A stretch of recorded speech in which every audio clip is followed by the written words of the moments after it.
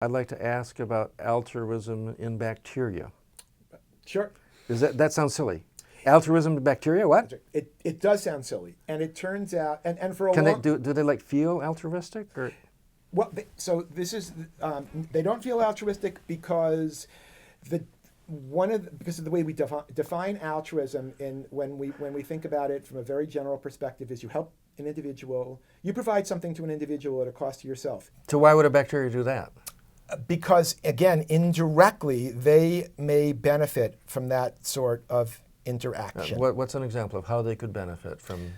What can a bacteria do for another bacteria? Right. So I'll give you a couple of examples, and then if you want to, we can talk about the ones that we do in my lab. But one great one would be there are many bacteria and single-celled organisms that basically they're in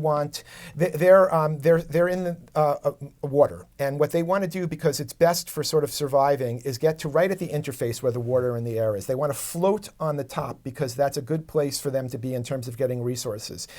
And if you want to float on the top, what you want to do is be part of a mat that floats on the top. Why is that better? Because it allows them both an interface with the air and an interface with the resources that they're trying to get in the water. If they drop to the bottom, there's less oxygen. There's much less in the way of food that they can get. So they want to be up there, and the way that they can be up there best is to be part of a mat that's essentially glued together and floats the way. So that's like the slimy stuff that collects on top of your Coca-Cola if you leave it too long in the windowsill? That's the kind of thing that's the kind of thing that we're talking about. Something that floats right up there. The algae that floats around on mats in the river that we try to get, that we're trying to get rid of, that sort of thing. So it turns out, if you look at the way these things are built, what you've got a bunch of cells, and they're pumping out a kind of glue, and the glue allows the mat to form because you got to have something that bonds the cells together, and that allows them to float on the top. And that's good. That's good for everybody who's in the mat. Why don't some just skip making glue? That's right. Some of them do. And those are individuals that we would refer to as cheaters. They're basically getting all of the benefits of being part of the mat without having to have to produce the glue that holds them up there. And the reason that we don't see populations made up completely of cheaters is if there are too many cheaters in a mat, then the mat collapses and everybody ends up at the bottom of the water and nobody is doing well. And this is a classic problem that economists have talked about in humans as well as the example. I bet they have a fancy name for it. They do have a fancy name for it. It's called the tragedy of the commons. Why is that? Why do they call it that? In the late 1960s, there was a fellow by the name of Garrett Hardin who cast this problem in terms of the sort of dilemmas that people in medieval times would have faced, where they would have a pasture where they were letting their animals in all the animals in a particular community would be allowed to feed in a pasture. So imagine a herd of goats or a herd of cattle, and what you do is you keep this area as a pasture, and everybody in your village can use it. But what happens eventually, and that all works pretty well. So you let everybody feed together, you guard this pasture, you do things to make the pasture good. People bring their cattle out there, and it's all well and good until it works well enough that there are lots of cattle. And you have the problem that maybe what's going to happen is you're going to have too many cattle, they're going to overgraze, and the whole pasture is going to be gone. So everybody has to have their cattle there less or fewer cattle for everybody to have their cattle survive well. But it's to their individual interest to have their cattle there more. And it's in their individual interest to have their cattle there more, and the cost to you for bringing one of your cattle there, in addition to what you should, is really fairly low for one. But when everybody does that, and everybody faces the same problem, and everybody brings another cow, and then another cow, and another cow, and everybody is faced with that temptation. So there are problems like this everywhere, like everybody going to the same restaurant at the same time, or the same beach, or yes, and there are problems like this in everyday life. One of my favorites would be something like, it gets to be extraordinarily hot here in the summer, right? It does. It gets to be 100 plus degrees, right? And I would imagine at sometimes when it gets extremely severe, the power company will get on and tell you, look, please try not to put your air conditioning over 70 degrees or whatever it might be. And you're sitting at home. Under 70 degrees. Oh, under 70 degrees. Sorry, that's right. You don't want to go under 70 degrees. And you're sitting at home, right? And you're thinking, if I turn my air conditioning to 65, nothing's going to happen, right? If one person out of 1 million people here who have air conditioners are turning it down, that's not going to be a problem. And I'm sitting in my house and I'm thinking the same thing, and everyone is sitting in their house and they're thinking the same thing. Just like the grazing problem on that pasture, eventually enough people are tempted to turn it down and the host system collapses. So how is this problem solvable, or do selfish people just wreck systems all the time this way? Well, there are lots of ways that we can solve it, and some of them are the ones we talked about earlier. So there are ways that we can try and sort of keep track of who is paying attention to the rules and who isn't. We can treat people who play by the rules better than we treat people who don't play by the rules. We can punish those who cheat. We can keep track of who's trustworthy and who's not trustworthy. So now I want to go back and see where the policeman in the bacterial mat. Right.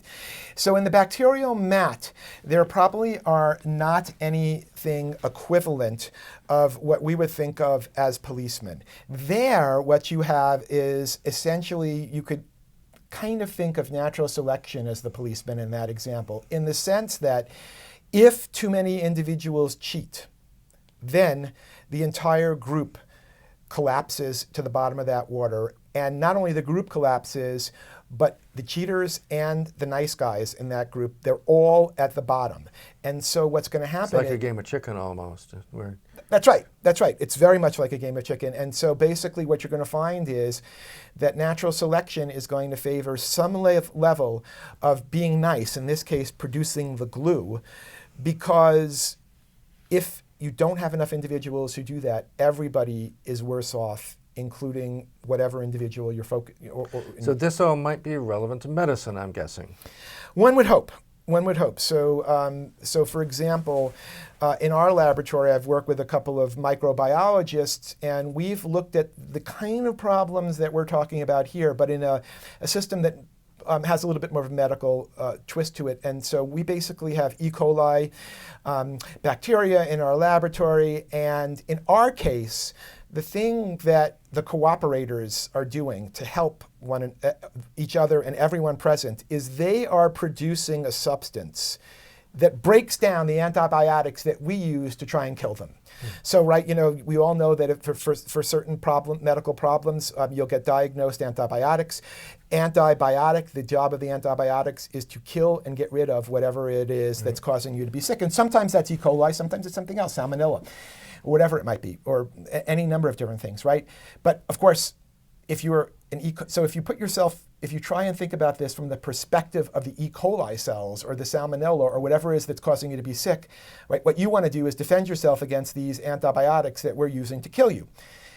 Most cells do that by producing something that protects them, but that's it. Now, in our lab, we were able to create an experimental system where some cells actually take this substance that protects E. coli against antibiotics, and they pump it out into the environment in which Sounds very generous. It is very generous. It's a classic definition of what altruism is. We know. But I'll bet now there's also going to be cheaters. There are going to be cheaters, right? If you have enough of these altruists around, then you don't have to spend any of your energy producing the substance that protects you or protects others. All you got to do is be surrounded by them. You got some regular ones that make enough to protect themselves, some generous ones that make enough to protect the surrounding, and some cheater ones that do just fine so long as there's some generous ones around. That's right. And the beautiful thing about these kind of systems, and why people have begun to look at them much more than they used to, is we can do all sorts of wonderful things with these single-cell critters that we couldn't possibly do with, warm, fuzzy creatures who are altruistic. So, for example, you don't have to protect the ethical rights of the bacteria. You don't have to protect the ethical rights of the bacteria. If you run a 30-day experiment in our E. coli, you are looking at hundreds and hundreds of generations of evolutionary change. You can, through the magic of genetic engineering, this is what my colleagues in the experiment do, we can experimentally manipulate how nice or not nice individuals are. So basically they pump out this stuff, this chemical that breaks down antibiotics. We know how they make it. We know what genes are involved in making it. And we can essentially put more copies of those genes in certain cells that essentially make them pump out more of the protective So you can do experiments to find out what degree of generosity is optimal for the group and for the individual. That's right. That's right. So does it settle out to a certain proportion? It does. It settles down to a certain proportion given the particular environment that you create in the laboratory. So in our case, for example, we often find that most of the cells will be those who secrete and protect others. And then, 5, 10, 15, 20% of the cells, depending on the circumstances, will be cheaters. They'll be, when I say they're cheaters, what I mean is they're perfectly happy and they survive perfectly well when there are these altruistic cells around. But if you take away the altruists and you put that nasty antibiotic, they're all dead. So they only survive in the presence of... So they're parasites on the system. They're parasites literally. on the system. They are literally parasites on the system. But the system is set up so that any time, so this is a classic evolutionary dilemma, which is that any time that you have a system in which individuals are being good to each other, there is one way or another going to be the temptation to cheat and get the goodness without paying the costs. And then we've been talking about various ways that you solve that. I'm having this idea that maybe if you could trick them to all being more selfish, that might make a good antibiotic in itself. What about that? Right. If you could figure out a way to change the way that evolution is operating on those cells, and make it so that it's in their benefit to be selfish. So they couldn't form a mat. So they couldn't form a mat. Or either on the pond or on your heart valve. That's right. And so that they didn't secrete things out to protect others. Then you would be basically solving a medical dilemma. Sounds like you are thinking about patenting a drug based on one of these things. I am not. This is something that I would love people who patent drugs to think about. So if you're not going to do it, tell the audience what you think they should be doing to make $1 billion bet on this. I am in no position to tell the audience what they should make $1 billion bet on. And this is where I think people who study evolution need to be careful. So basically, at least my philosophy on this is that what I do is I talk to people like you. And I talk to people who study medicine from an evolutionary... I don't make $1 billion bets either, but go Okay, ahead. that's right. That's right. If we were making $1 billion bets, pharmaceutical guys do, though, and they need your kind of expertise, that's right. I think. They do, but I think that, there are some people who are trained both as evolutionary biologists and who have a really good grasp on, say, the pharmacological, biochemical, molecular genetics of these systems. We, the people in this project, we're really sort of a combination of microbiologists and evolutionary biologists, but we're kind of 2 steps away from the people that we really need to get to, let's say the pharmaceutical people. Are there specific signaling molecules that are secreted that regulate this kind of thing between bacteria, or hasn't that been discovered yet? Well, there are some. In our system, that's not something that we've spent a lot of time focusing on, but we are learning by studying these things from an evolutionary perspective. We are learning about this kind of signaling chemicals you're talking about. We're learning about the way that bacteria respond to each other in kind of quorums, in groups where they're essentially the equivalent of bacterially talking to each other and exchanging information.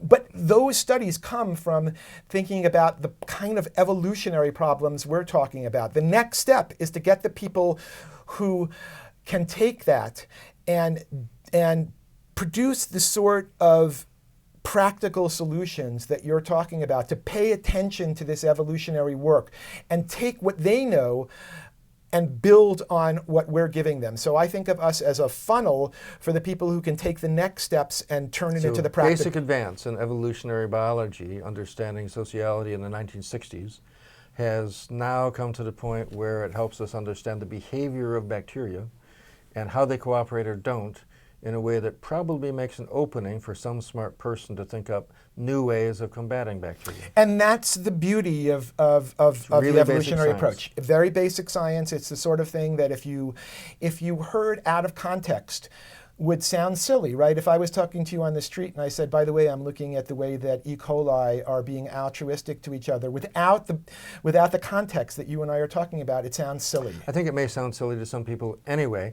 I want to ask you one more thing. Are these E. coli like thinking? and feeling and stuff when they make these No decisions? no nervous system, obviously no brain. All that's going on here is that natural selection is operating on these E. coli based on The genetic differences, and some do one thing, others do another thing. and the things that they do have different costs and benefits, and natural selection will sort it all out.